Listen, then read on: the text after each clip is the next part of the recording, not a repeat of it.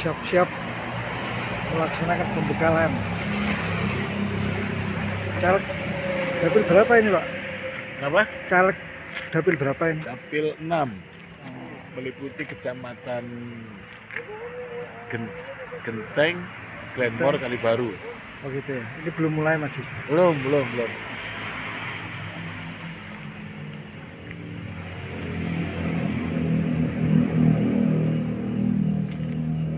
Ini adalah Insinyur Basuki Rahmat, Ketua DPC Hanura Banyuwangi, mau mengadakan rapat pembekalan pembekalan caleg di dapil 3.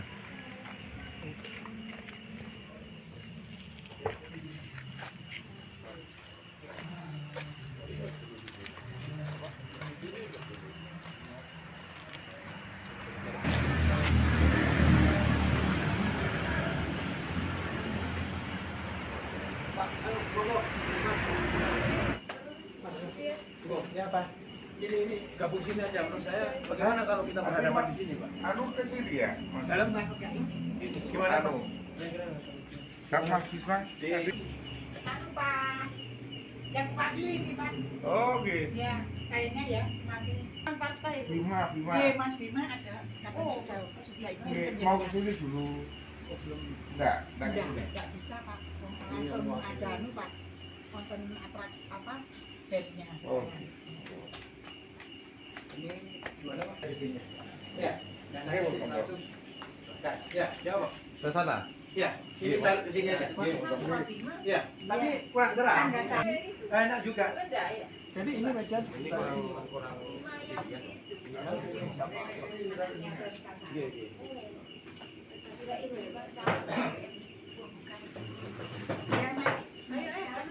Gimana, Pak? Ikut tinggal satu tawar bisa. Di panjang sana. Oh iya siap. Atau ini Bu, ya Bu ya. Bapak di sini, kursinya kan di sini aja. Enggak maunya berhadapan. Oh, berhadapan. Oh, oke. Ya, Bapak juga sini. Terus kan kurang satu lagi mejanya. Iya, oh iya.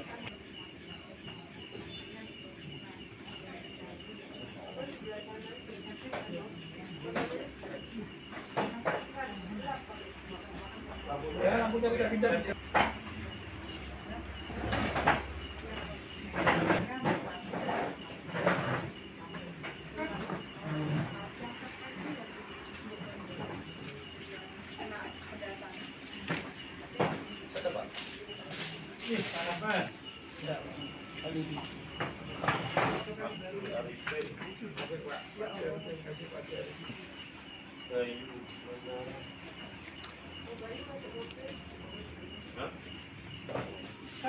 Ayo.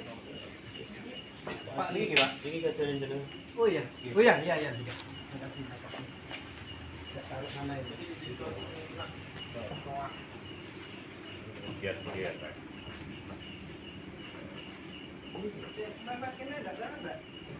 Ini Mas. Ini mau.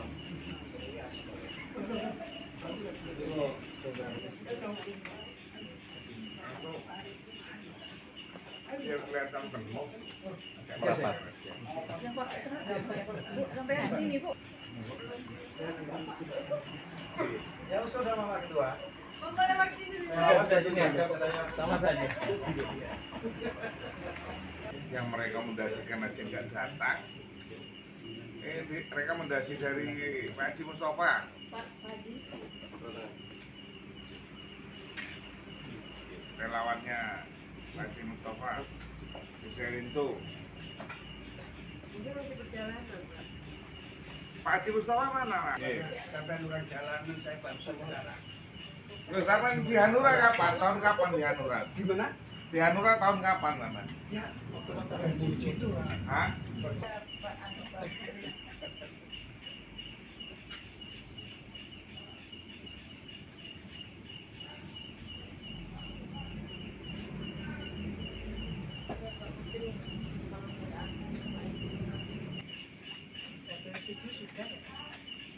Bukan, Bang.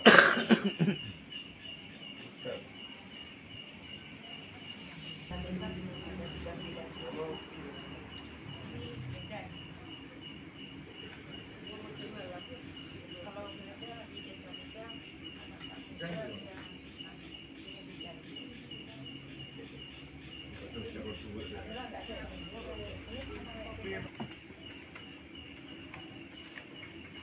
saya berobat.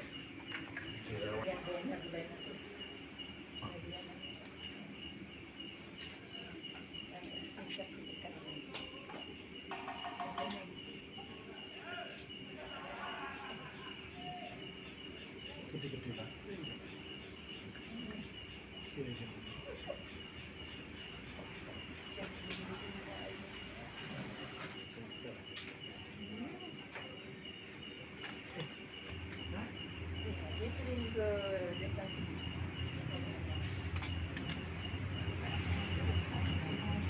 Kasih jabatan apa sekarang?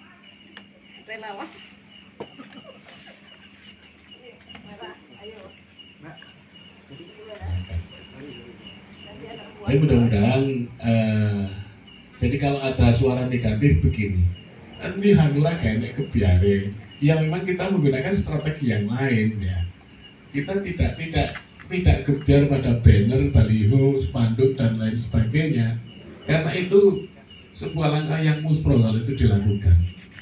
Lebih baik kita turun door-to-door ke masyarakat, mengenalkan diri dengan senjata kartu pintar yang sudah kita bekali, itu akan sangat luar biasa mengenal di hati masyarakat.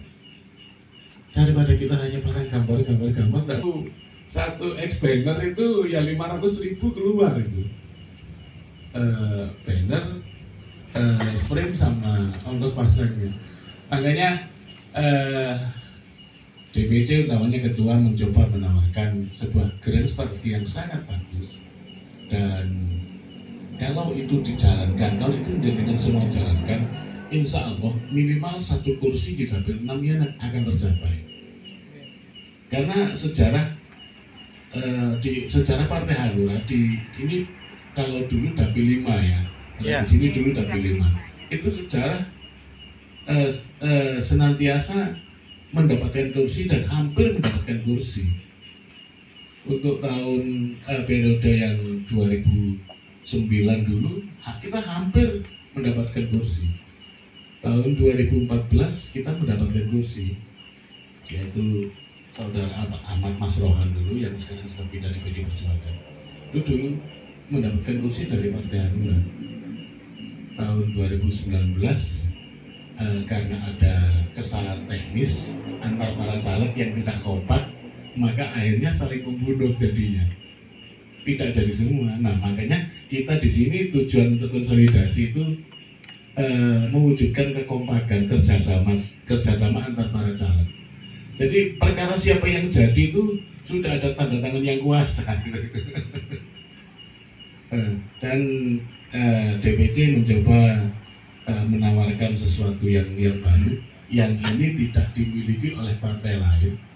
Dan insya Allah kami selalu senantiasa komitmen. Partai Hanura tidak pernah tidak berkomitmen bapak-bapak, ibu-ibu. Saya kasih contoh dulu tahun 2019 pernah kita buat MOU, walaupun tidak tertulis MOU itu.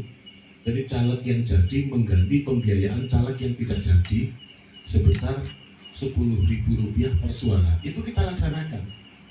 Pak Ketua ini dulu di dapil 1 jadi. Teman-teman yang tidak jadi yang mendapatkan suara 500 ke atas diganti uangnya sampai keluar 53 juta. Yang dapil 3 Ibu Sri Utami Fatulingsi itu keluar 120 juta untuk mengganti teman-teman yang tidak jadi. Padahal MOU itu tidak kita tuangkan dalam akte notariat, tapi kita selalu komitmen. Artinya tetap kita laksanakan. Apalagi sekarang ada komitmen-komitmen yang nanti disampaikan oleh ketua yang sangat menguntungkan sekali buat kita semua. Jadi kalaupun jenengan belum ditakdirkan untuk duduk di DPD Kabupaten ya, asalkan mendapatkan suara minimal 1.000 atau 1.500, akan ada sesuatu yang banyak sekali dari partai nanti, dari DPD. Kita semua, Om Swastiastu,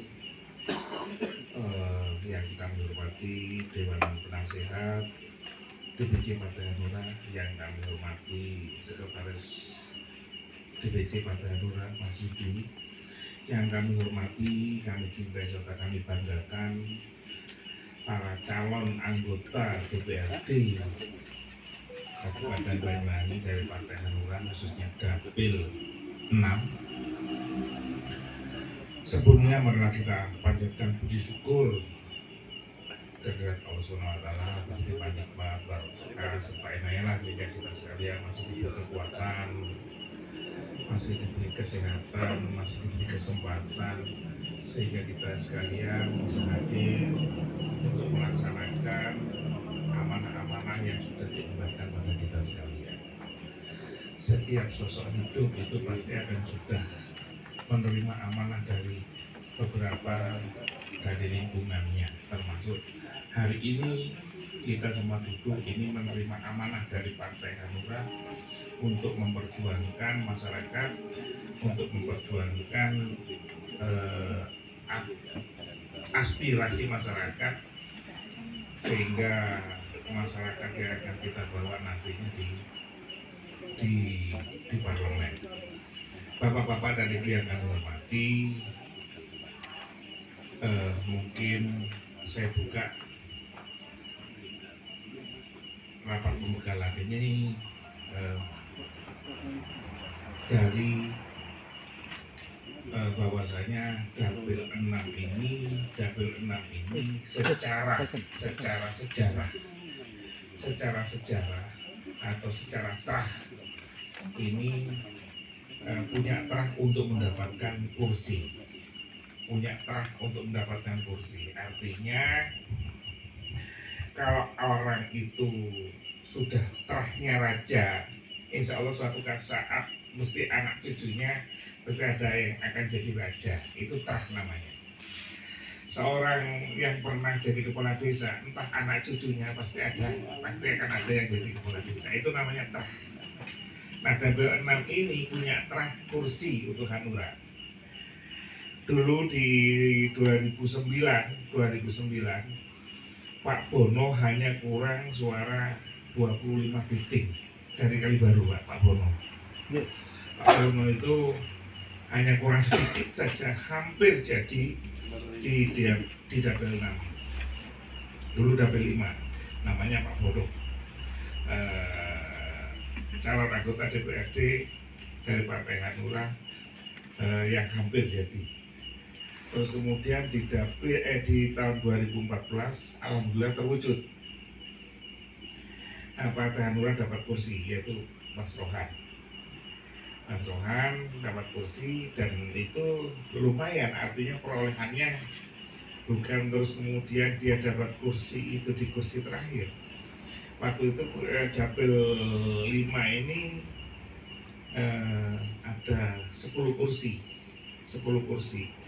Nah, Mas Rohan itu kursi yang ke-8 kalau nggak salah, atau ke-8 atau ke-7 tata urutan perolehannya.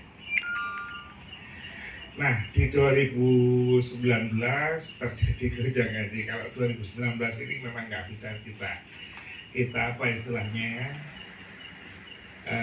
kita jadikan patokan, karena memang di pusat lagi gonjang-ganjing. Antara Pak Wiranto dengan Pak Oso. Yang itu bukan Pak Wiranto dengan Pak Oso-nya, tapi orangnya Pak Wiranto dengan orangnya Pak Oso begitu. Jadi di strukturnya yang agak ribet. Ada orangnya Pak Wiranto yang sudah memegang administrasi secara keseluruhan. Terus ada orangnya Pak Oso yang itu tidak bisa terima ketika yang membiayai Pak Oso kok yang megang Pak Wiranto. Jadi ada faksi-faksi di tingkatan DPP waktu itu, sehingga faksi-faksi itu merembet sampai ke daerah. Nah, sampai kami sendiri DPC waktu itu suruh memilih ini atau tidak. Waduh, serem pokoknya. Ya, yang akhirnya berakibat di daerah.